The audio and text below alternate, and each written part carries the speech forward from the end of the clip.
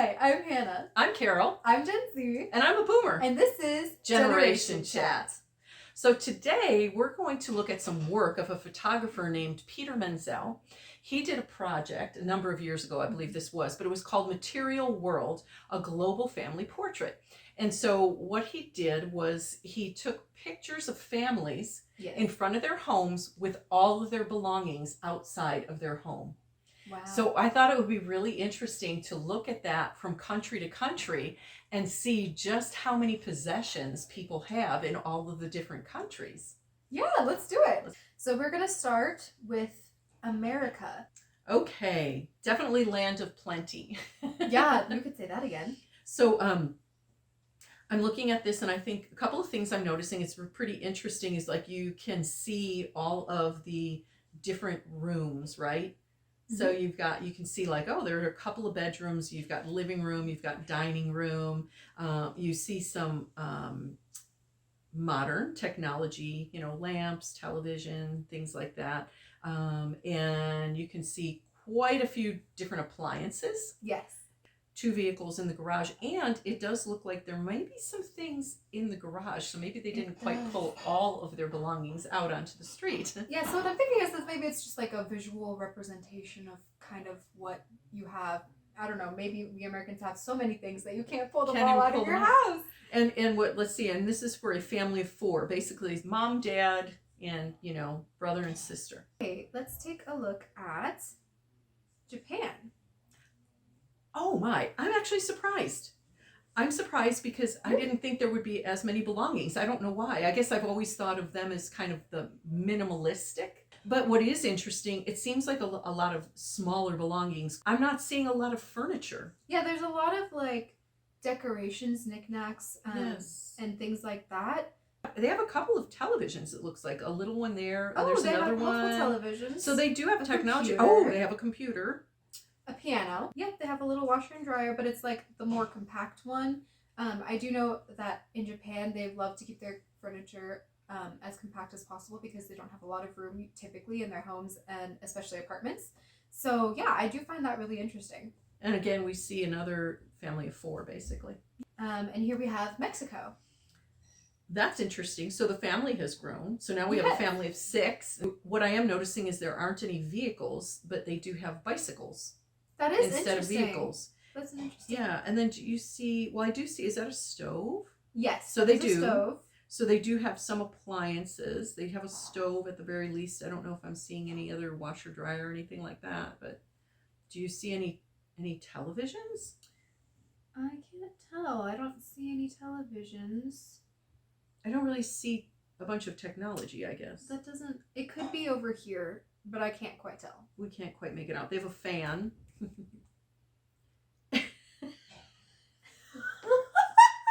And the little kid, I'm hoping that's a play gun he's holding.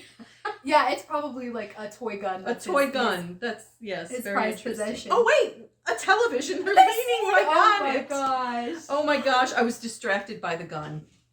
Wow. I can't believe you missed that. A giant TV right television with the family. right in the front. Oh my goodness. But we saw the gun. The teeny tiny Oh my gun. goodness. So and I do notice that also there's a lot more color in the Mexico shot than there is in both the American as well as the Japanese. Interesting, there is, yes. Yeah. And then now we have Iceland. Oh, that's interesting. So the thing that jumps out at me right off the bat is their livestock. Yeah. There wasn't any livestock, and that is a prized possession to them. They're making sure to show off their beautiful horses. And I find very interesting as well, the family is all gathered right in the front of the picture with their instruments, music. Yes. Isn't that interesting? And we do have a family of 5 here, but obviously music is very important to them, as is their livestock. I do see some appliances and things too, which I think, minimal, but there's some, which I think is interesting. And it doesn't look like a lot of things. You can see they have like a living room, there's some dining room, definitely looks like some bedroom things. Oh, there's their television. So television is obviously important around the world. We all need our TV. Yeah, no, and I think that it's interesting because you see some cars, but it looks like very just kind of essential, what at least Americans would call essential Essential. items. Mongolia. Now, this is really interesting on a lot of levels, I think. First of all, they don't have a lot of furniture. Mhm. You don't really see any appliances. I don't see any appliances. I see the closest thing I see to an appliance is that maybe a sink? It kind of looks like a sink. It's a little bit pixelated. Yeah, so it looks like it might be a sink, but they don't have really a lot of furniture. They don't have appliances. It looks like, okay, so you do see some livestock here as well, so that's important to them. But one thing I find really interesting is look how many people in the family. It looks like you have 1, 2, 3, 4, 5, 6. Is that 1, 2? Oh no, there's 3 over there. There's 7. 1, 2, 3, 4, 5, 6, 7, 8, 9. 8. We can't count. We can't agree on a number. We have 1, 2, 3, 4, 5, 6, 7, 8, 9 family members. 9 family members, and it looks like we have 3 generations in a very small. That's their house. Yeah. Okay, that's basically almost like a tent or a covering, almost open air, with some furniture, some small belongings, dishes, and things like that. But it's multi-generational, and they're still smiling and laughing. Isn't that Fascinating. And here we have Western Samoa. Okay, once again, very little, even less, very few belongings. We see livestock again, which obviously is important because that's probably how they feed their families. And it looks to be like a larger multi-generational family as well. Then this has 10. 1, 2, 3, 4, 5, 6, 7. Oh wait, or is it 9 again? We can't count today. 1, 2, 3, 4, 5, 6, 7, 8, 9. 9 people again. And it's interesting because you could see they must have a lot of mosquitoes. They have mosquito tents over their mattresses, which is very important. And also another observation is that, again, this doesn't have walls. It's essentially just a roof and then what they fit underneath it. So that's probably why they don't have excess belongings. But I wonder if that's like a ball or some toys maybe for the kids. And it looks like gardening things. Like, are those little garden areas? Perhaps. But it is fascinating if you zoom in on the lady. She is holding a radio. Very proud. Yes. So I guess that's still pretty important to people, is to just, get some news or be in touch with the outside world, outside of themselves. Definitely. Right? So that is fascinating. But how much less they have with even more people, and yet they seem to be in this picture anyway, smiling and happy. So it begs the question, why do we feel like we need so many things? Why do we need so many things in life? People seem to be surviving on much less. And oh wow, and what is this? Mali. Okay, even less. Wow. And their house looks like it's made out of stone. Oh my goodness. It's like a clay house or something. And again, looks like you may have generational, quite a few people living. And basically it's just what they need, it looks like, to prepare food and feed themselves.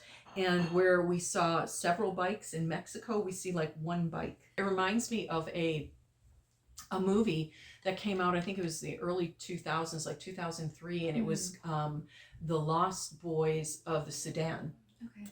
And it was about a group. There was a lot of war in that country, obviously. So there were about 20,000 children, and they were literally children that fled during an attack and were basically just wandering in the desert. And all they had was what they had on their backs when they fled. Wow. Okay. Wow. So that's what they were living like. But at one point, a couple of them get brought to America. Wow. And so it's following their story as they come to America. And what was really shocking for me as I'm watching the documentary is I thought, wow, they're going to just be like, oh, wow, we're finally in some place where there's plenty and we don't have to struggle, right? So they had to learn just things that we find just, we use electricity, we have a box of cereal. They didn't know what a box of cereal was. They had to be shown, you have to open it and there's food in it. Because all of their food they literally hunted for. It's not going to be packaged? No. So these refugees that were taken out of the Sudan and brought into America, they had lived such simplistic lives. Yes. Right? And really every day was probably just surviving, but it was very simplistic. Yeah. But when they came here, we go, wow, we have all these pleasures, but it became very complicated for them. and they were just getting very burdened and getting very stressed out. I found this on Instagram. I stumbled across it, and there's a gentleman talking about abundance and lack. And I thought this guy just nailed it on the head. First temptation in the history of the world was the temptation to focus on lack and disregard abundance. I did not put it in the Bible. It was in there when I woke up this morning. That was the very first temptation in the history of the world. Focus on lack. Do you understand? The tree of knowledge of good and evil was in the middle of the garden. God does not waste words. Humans do that. The fact that it was in the middle of the garden is significant to the story. Why? What does it tell us? That Adam and Eve had to walk past all of their abundance to get to the thing they lacked. Nope, I don't want any pecans. I don't want any pears. I don't want any apples. I don't want any oranges. I don't want any tangerines. If I can just get to the thing that's missing. Wow. So it begs the question, as Americans, we have so much, and yet we're always really striving for more and more, and we think we need these things, when really what we just looked at is we saw that you actually don't need as much as we think we need. Right. There are people that are not only surviving, but probably it looks to be, thriving Yes. in some of these other areas where they have much less, and we have so much. But is that what we're doing? We're not even focusing on what we have and the blessings around us and the abundance. We're basically looking past all of our abundance and all of our blessings until we can find that one thing we don't have, that we lack. And that's crazy. That is totally crazy. Because It's where your focus is. It's like in my generation, it was called Keeping Up with the Joneses. oh yeah, I've heard that before. Yes. So we didn't have, all the social media and TikTok to be able to compare ourselves. Yeah. Like your generation does. Well, they have this, or they look like this, or they wear these clothes. We didn't. We would look, okay, next door, what does our neighbor have that we don't have? And it was just keeping up with the Joneses. So I think there's a great lesson to be learned by this, is like, let's look at what is in front of us and really appreciate those things and see if we never even find the lack, because we're too consumed with just being so grateful by the abundance that we have around us. It's all about perspective. There's your challenge. There is your challenge, and our challenge too, right? Definitely. We're going to try and do that. We hope that you will too. So, food for thought until next time on Generation Chat. Bye.